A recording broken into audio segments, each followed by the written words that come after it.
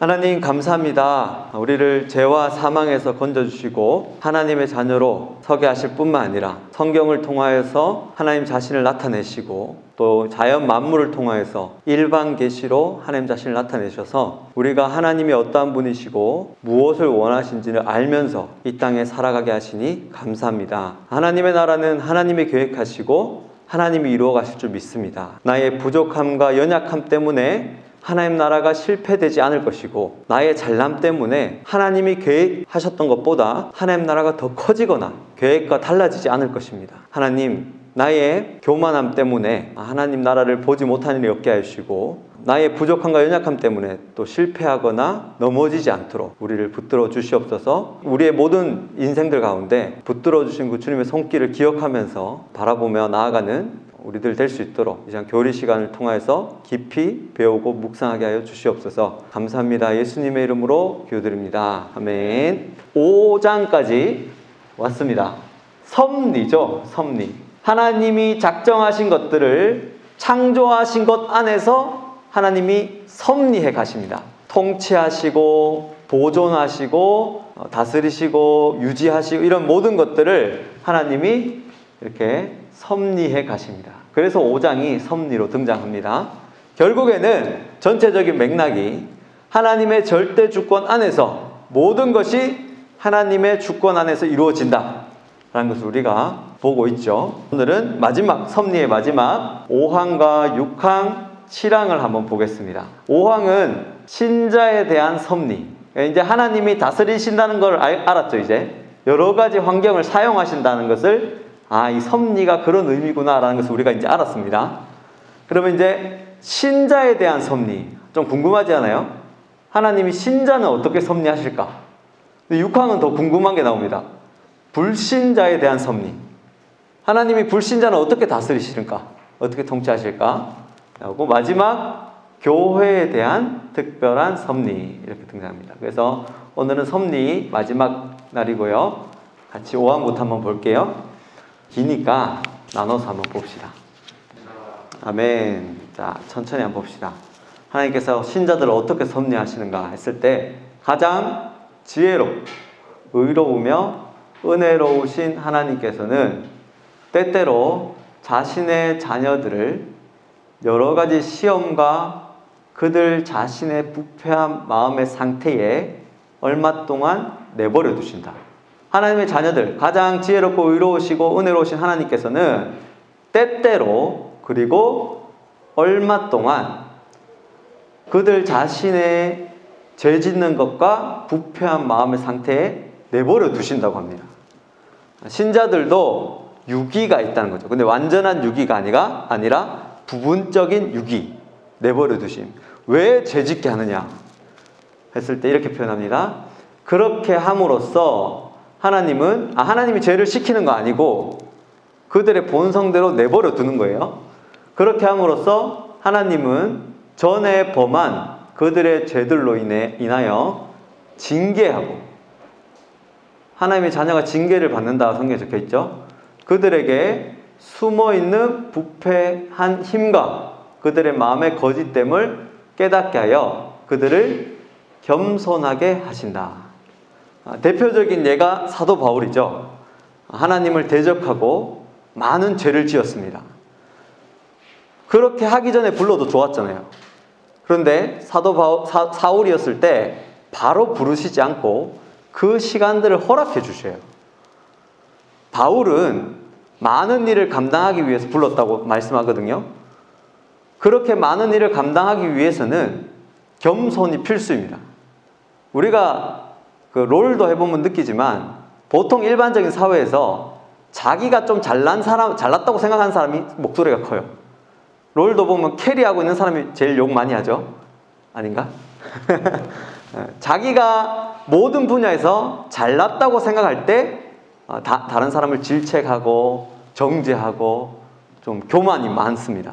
그런데 자기가 좀 못났고 부족하다고 항상 그 마음속에 뭔가 가시 같은 게 있으면 아무리 많은 업적을 남기고 많은 일을 해도 겸손하죠. 그래서 아주 중요한 시간을 우리에게 허락을 하시는 겁니다. 하나님께서. 그런 생각 들지 않아요? 아니 하나님께서 선악과를 안 만들면 되잖아. 혹시 만들었다고 쳐도 그러면 선악과를 안 먹게 아담을 좀 막아주면 안 되나? 이런 생각이 들잖아요. 그런데 그 아담과 하와가 선악과를 먹은 이후에 이렇게 수많은 시간 동안 정말 귀한 것들을 그의 자녀들 가운데 경험케 하시고 하나님이 없으면 안 되는구나 라는 것을 깨닫게 하십니다. 오늘 어린이 주일인데 어린아이와 같은 심령을 가져야지 천국에 간다 하잖아요. 예, 성경 전체는 의의 싸움이에요. 의. 내 의냐 하나님의 의냐. 근데 어린아이일수록 나는 못해요. 부모를 붙잡잖아요. 부모님 도와주세요 이렇게 붙잡잖아요. 신생할수록 더 그렇잖아요. 그렇듯이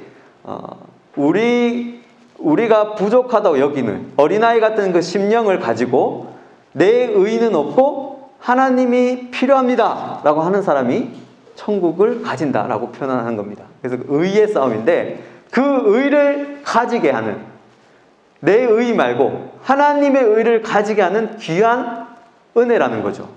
그래서 복음에는 뭐가 나타나요? 로마서에 보면 복음에는 하나님의 의가 나타나서 믿음으로 믿음에 이르게 하나니 이렇게 합니다. 그럼 그 믿음이 뭐냐? 내가 믿는 게 아니고 하나님이 모든 걸 하셨다라는 의라는 거예요. 믿음. 복음에는 뭐가 나타나요? 하나님의 의. 내가 한 것 말고 하나님이 다 하셨습니다. 이런 고백이 나온다는 거예요. 예수를 믿으면 믿을수록 어떻게 되느냐? 하나님이 모든 것을 하셨습니다 라고 고백을 하게 된다는 거죠. 내 속에는 하나님의 의가 넘쳐나게 됩니다. 무슨 방법들을 통해서?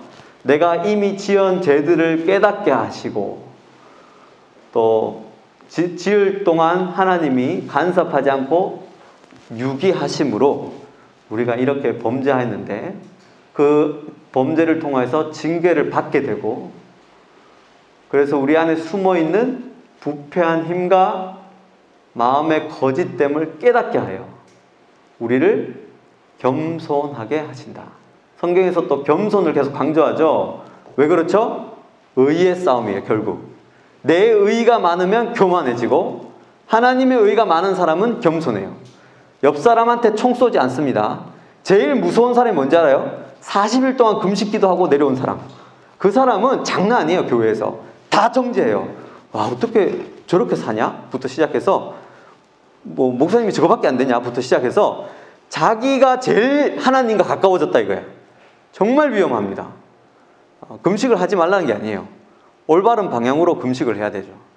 기도도 그렇고 신앙생활도 그렇고. 사단은 정말 나빠요. 왜 어떻게 나쁘냐? 우리의 믿음 생활조차도 내 의로 바꾸는 그런 간사함이 있어요. 사단은. 그래서 신앙생활을 열심히 하면 할수록 내 안에 교만이 쌓이는 경우가 많은데 근데 그때마다 이러한 방법들도 하나님이 사용하신다라는 것을 기억해야 됩니다. 말씀 한번 볼게요. 히스기야가 마음이 교만하여 그 받은 은혜를 보답하지 아니함으로, 여기서도 바로 교만이 나오죠.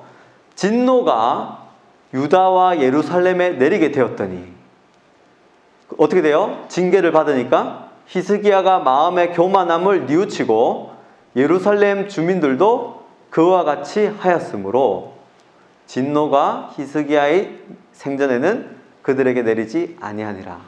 여기 또 중요한 부분인데 진노가 결국엔 내립니다. 그래서 죄를 지었으면 징계는 받게 돼요. 그에 대한 벌은 있습니다. 다윗이 밧세바를 범하고 그렇게 강하게 회개를 했지만 첫째 아이는 죽었어요. 어쩔 수 없어. 그 죄의 원리 어쩔 수 없이 징계를 받게 됩니다.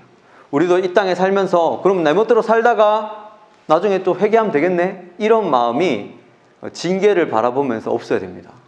처음부터 겸손한 게 제일 좋죠. 하나님의 의를 바라보고. 또 여기 보면 여러 가지 시험이 있었다는 거고, 여호와께서 다시 이스라엘을 향하여 진노하사 그들을 치시려고 다윗을 격동시키사 이스라엘과 유다의 인구를 조사하라 하신지라. 여기서 보면 다윗도 왕이 되고 나서는 여러 가지 교만이 있죠. 그 가운데에 또 하나님께 대적하는 일들을 버려두십니다. 행하게 하십니다. 그래서 다윗이 또 회개하게 만들죠. 우리 안에 살면서 여러 가지 죄악들이 생기는데 이걸 듣고 나서 나는 그러면 범죄해야지 이런 마음을 가진다면 철딱서니가 없는 거고 내가 좀 더 미리 겸손해야지 이런 마음을 가져야 됩니다. 다음 파란 글씨 한번 읽어보겠습니다. 시작. 네, 처음부터 봅시다. 그 결과 하나님은 자녀들이 도움을 바라며, 아까 겸손하게 하시다 했죠. 그래서 하나님의 도움을 바라게 되고 하나님을 더욱더 친근하고 끊임없이 의지하게 하고 장래의 모든 범죄의 기회에 대하여 경계하기 위해 또한 여러 가지 다른 의롭고 거룩한 목적들을 위해 그들을 더욱 깨어있게 하신다.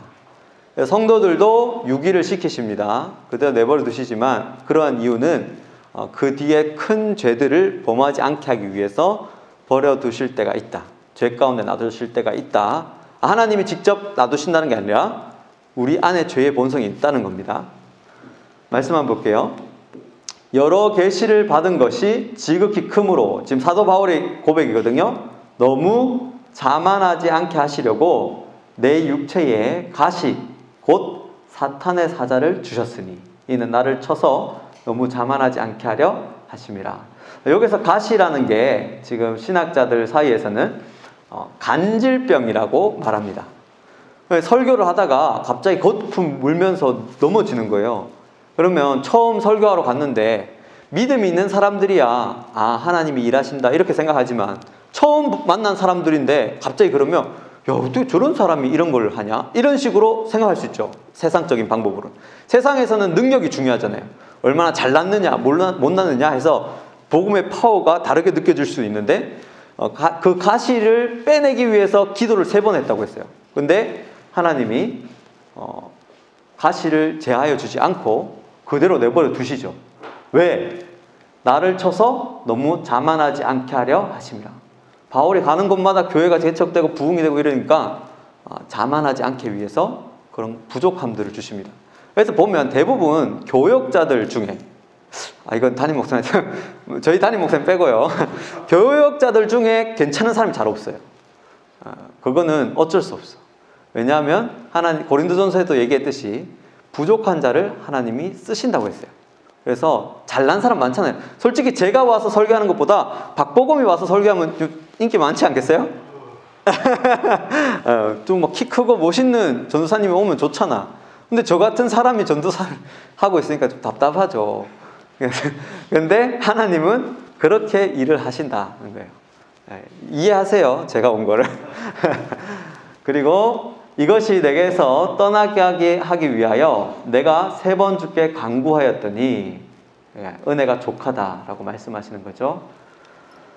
마지막에 보면 이는 그리스도의 능력이 내게 머물게 하려 함이라. 그리스도의 능력이 어떤 느낌인지 이제 아시겠죠. 그리스도의 능력, 내게 능력 주신 자 안에서 내가 모든 것을 할 수 있다 했을 때 모든 일을 감당할 수 있다 이런 느낌이에요. 내가 겸손하게 또 지치지 않고 넘어지지 않고 감당할 수 있다. 내가 예수 이름으로 이것도 하고 저 일도 해서 내가 하는 일이 잘 된다 이런 식으로 해석하면 안 됩니다. 전체적인 의의 싸움인 것을 알고 말씀들을 해석해 나가야 돼요. 교리의 방법들, 교리의 내용들을 쭉 배우면 성경을 읽으면서 해석할 때에 이해할 때에 상당히 이제 건강하게 이해하게 되죠. 예전에는 내 멋대로 갖다 붙였잖아요. 내게 능력 주신 자 안에서 내가 모든 것을 할 수 있습니다 해가지고 회사에서도 붙여놓고 막 그래서 나는 승진할 수 있습니다. 뭐 나는 내 사업장이 크게 될 수 있습니다. 이렇게 생각했는데 그게 아니라 내 의가 사라지고 할 수 있다는 거죠. 자, 그 다음 6항 한번 볼게요. 이제 불신자는 어떻게 섭리하시는가? 자, 파란 글씨 한번 읽어봅시다. 시작. 악하고 불경건한 사람들, 불신자죠. 전에 범죄한 죄들로 인해 그들의 눈을 어둡게 하고 마음을 완악하게 하시. 하나님이 선택하지 않은 백성들에 대해서 이렇게 행하십니다. 어둡게 하시고 마음을 완악하게 하시고. 말씀 한번 볼게요. 그러므로 하나님께서 그들을 마음의 정욕대로 더러움에 내버려 두사. 아기가 딱 태어났는데 태어나자마자 가장 그 나쁜 짓은 태어난 아기에게 하는 가장 나쁜 짓은 그대로 내버려 두는 거예요. 젖도 안 먹이고 옷도 안 입히고 내버려 두는 것, 그것보다 불쌍한 게 없잖아요. 그런데 우리를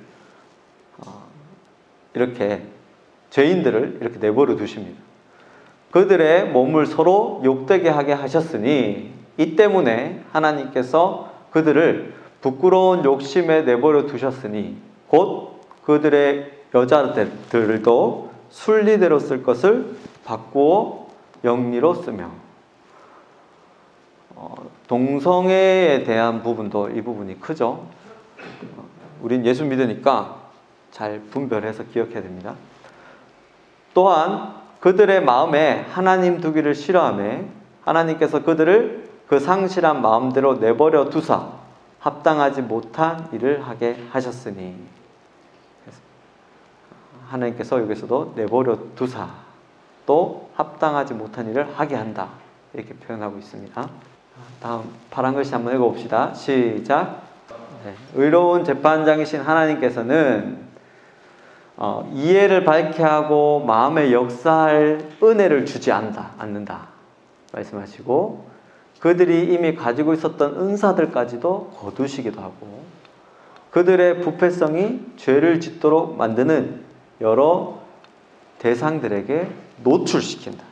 죄 가운데 자꾸 노출을 시켜서 더 죄를 짓게 만드는 이런 일들이 일어나는 거죠. 이러한 교리의 내용들을 들었을 때 와, 왜 저러시지? 이런 생각이 들 수밖에 없습니다. 근데 처음부터 쭉 들어왔던 청년들은 어떤 느낌인지 또 알겠죠? 말씀 한번 볼게요. 그러나 깨닫는 마음과 보는 눈과 듣는 귀는 오늘 여호와께서 너희에게 주지 아니하셨느니라. 이렇게 해서 하나님이 이런 것들을 주지 않으셔서 일을 하십니다. 무릇 있는 자는 받아 넉넉하게 되되 없는 자는 그 있는 것도 빼앗기리라. 구원에 관련된 거죠. 구원받은 자들은 계속 은혜를 베푸셔서 선한 길로 인도함을 받습니다. 그러나 구원을 받지 못한 자들은 그 가지고 있던 조금의 양심들도 점점 더 썩은 곳으로 가게 되는 거죠. 헤스본 왕 시혼이 우리가 통과하기를 허락하지 아니하였으니 이는 내 하나님 여호와께서 그를 내 손에 넘기시려고 그의 성품을 완강하게 하셨고 그의 마음을 완고하게 하셨음이 오늘날과 같으니라 해서 바로 왕의 했듯이 이렇게 때에 따라서 완강하게도 하시고 완악하게도 하십니다. 파란 글씨 한번 읽어봅시다. 시작. 하나님은 악인들 자신의 탐욕과 세상의 유혹과 사탄의 능력에 그들을 넘겨주신다, 이렇게 표현합니다. 그것에 의하여 하나님이 다른 사람들의 마음을 부드럽게 하기 위해 사용하시는 수단, 의인들이죠. 의인들의 마음을 부드럽게 하기 위해서 여러 가지 방법들을 사용하셨는데 그 수단들조차 그들은 자기 자신을 강팍하게 한다.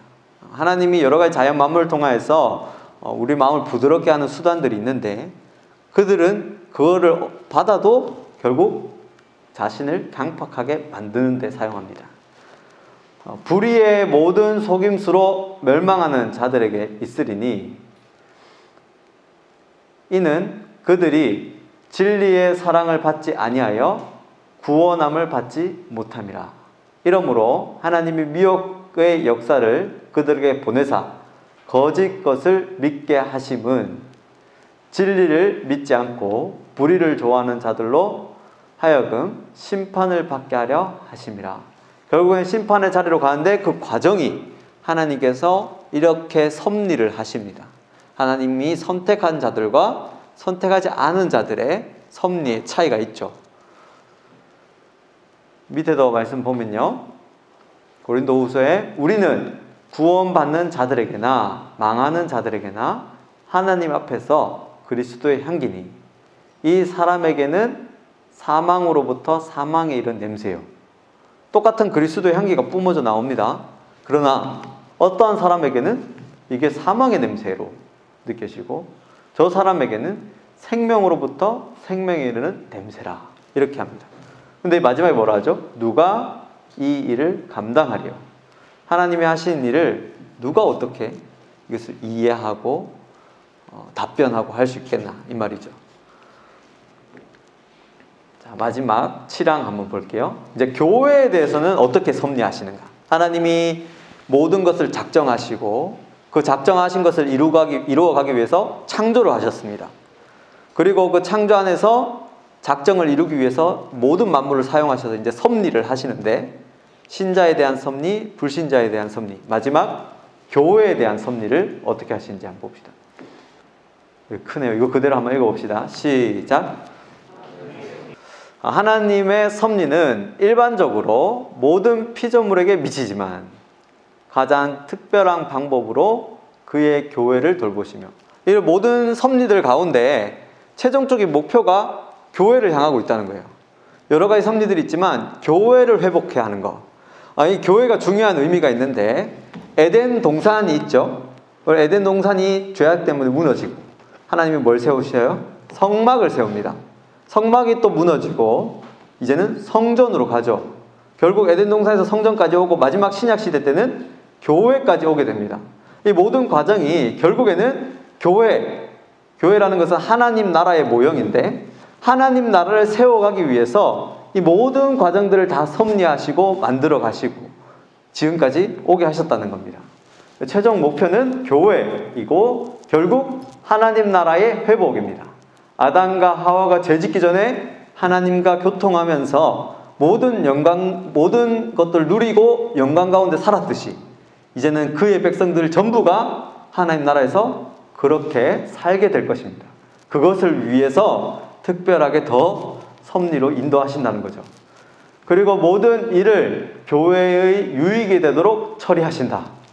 여러 가지 사건들이 일어나지만 결국에는 교회의 유익으로 발전하게 될 것입니다.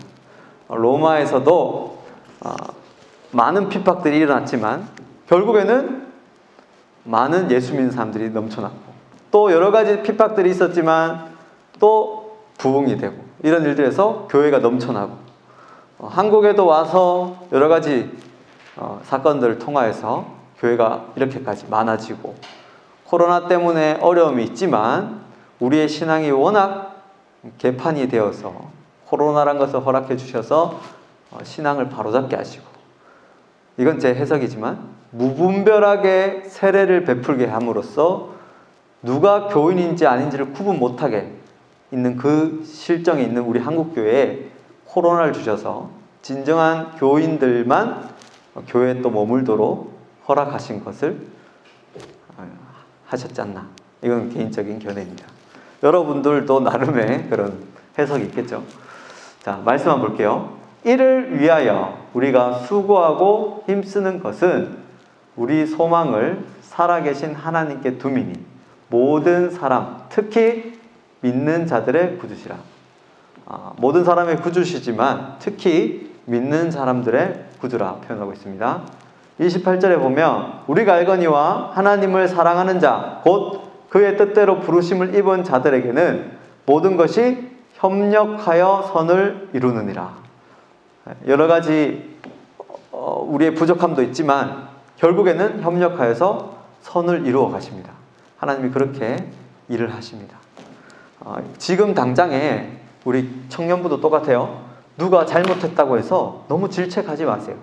교회 생활하면서도 똑같아요. 누가 좀 부족하거나 잘못한 사람이 있어도 너무 질책하지 마세요. 막 정죄하거나 이러지 말고 품어주세요. 그 사람 때문에 우리 행사가 망했어. 예를 들어서 뭘 행사를 준비하다가 또 그 사람 때문에 우리 공사를 진행하는데 공사가 좀 안 됐어. 그렇다고 너무 막 뒤에서 수근수근거리고 욕할 필요가 없어요. 하나님이 어떻게 은혜로 바꾸실지 몰라요. 우린 그 교회에 대한 섭리를 믿는 사람들이기 때문에 조금 더 여유롭고 넉넉하게 그 사건들을 바라볼 필요가 있습니다. 여러분 개인의 삶도 똑같아요. 여러분 가운데 해를 끼치는 사람, 여러분을 미워하는 사람 만났을 때 너무 미워하지 마세요. 어떻게 은혜로 바꾸실지 몰라요. 우린 그 하나님의 섭리를 믿고 은혜를 믿는 사람들이기 때문에 정죄하지 않고 또 미워하지 않고 사랑으로 품어줄 수 있는 겁니다.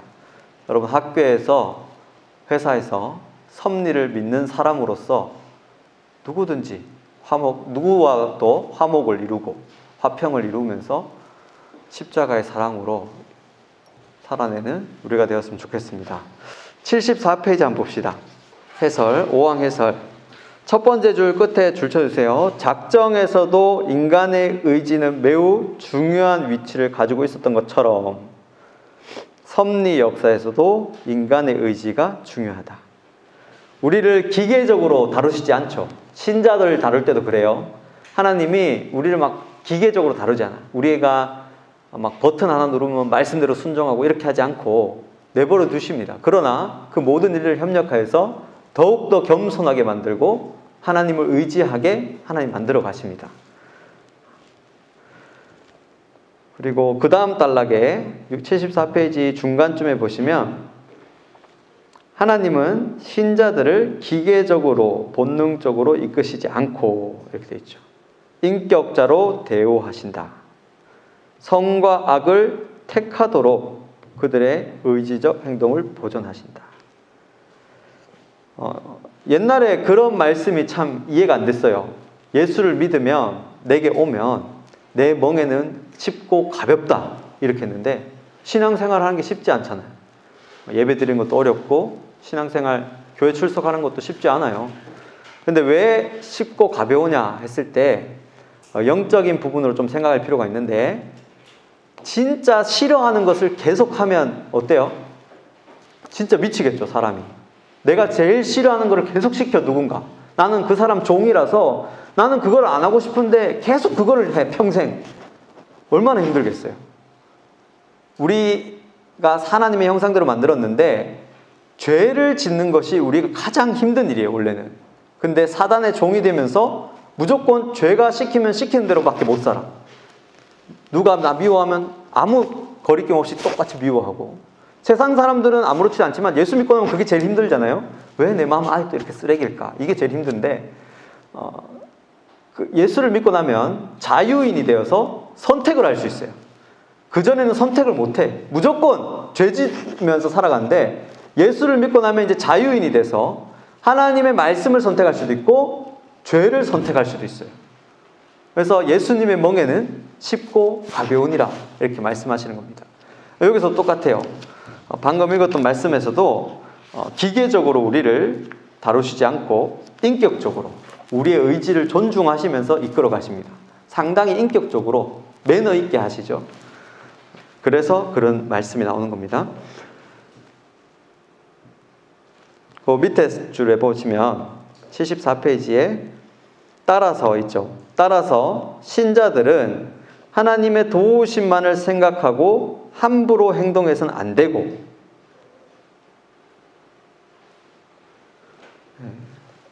복음을 설명하면 할수록 그러면 난 내 멋대로 살아도 하나님 다 하시겠네? 이런 생각이 듭니다. 그러나 점점 이제 철이 드는 거죠.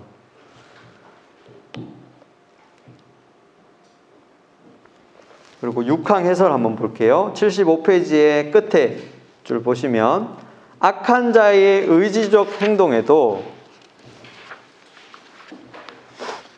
신자처럼 인격적 행동을 보존하시는 섭리의 역사가 있다. 밑에 줄 보시면 그들의 눈을 어둡게 하고 마음을 완악하게 하신다. 이렇게 되어 있습니다.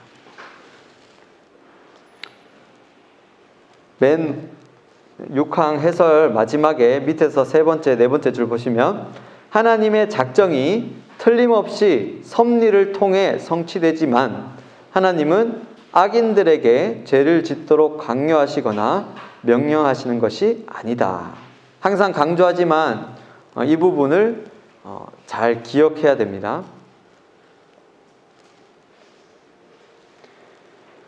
7항 해설도 보시면 77페이지에 밑에서 네 번째 줄 보시면 섭리의 다양한 경륜은 교회를 지키시고 보호하는 데 집중된다. 이 모든 섭리는 교회를 올바로 세우는 데에 집중된다는 거죠. 그리고 이 교회는 결국 하나님 나라를 향하고 있습니다. 그래서 우리 교회는 하나님 나라의 모형이 되는 겁니다. 교회 생활을 하면 할수록 하나님 나라를 맛보게 되고 세상 사람들이 교회를 지켜보면 볼수록 저게 하나님 나라구나 라는 것을 알게 된다는 거죠. 여러분의 학교 생활, 직장 생활, 우리 교회의 서로 성도 간의 교제 이런 것들을 보면 천국의 모형이 보인다는 거죠. 근데 아직 많이 부족한 것을 우리가 인정하고 점점 발전해 나가야 됩니다. 성장해 나가야 됩니다. 이 정도는 아니에요, 교회가. 여러분 오해하면 안 돼요. 우리 한국교회가 너무 급성장해서 제대로 된 실력이 없어요. 열정이 곧 실력이 아닙니다. 우린 열정은 뜨거웠지만 실력이 없어서 천국을 이루어낼 수 없었어요. 지금 여러분들이 보는 교회 정도가 천국이라고 생각하면 안 돼요. 여러분이 앞으로 해야 될 숙제가 많습니다. 지금보다는 더 천국다워야 됩니다. 더 진심으로 서로 간에 사랑할 수 있고 교제와 용서가 있고 위로가 있는 곳이 되어야 됩니다. 초대교회 때처럼 내 것을 팔아서 다른 사람을 나눠줄 수 있고 서로의 필요에 따라 서로 물건을 통용하고 이런 것들이 있죠. 공산주의가 여기에서부터 시작돼서 잘못된 방향으로 갔죠. 근데 꼭 그런 의미는 아니에요. 자기 자발적으로 해요. 권력이 강하게 개입해서 하는 게 아니고 자발적으로 난 다른 사람을 돕는다. 자유가 있지만 분명히 우리는 자유가 있어요. 하나님 우리를 자유를 주셔요. 그러나 내 스스로 하나님이 좋아서 또 천국의 소망을 바라보기 때문에 다른 사람의 어려움을 발견하고 도와주고 또 나를 미워해도 용서하고 이런 일들이 교회 안에서 일어납니다. 그래서 이러한 다양한 섭리를 경험하고 몸으로 표현하고 살아내는 저와 여러분이 됩시다. 제가 기도하겠습니다.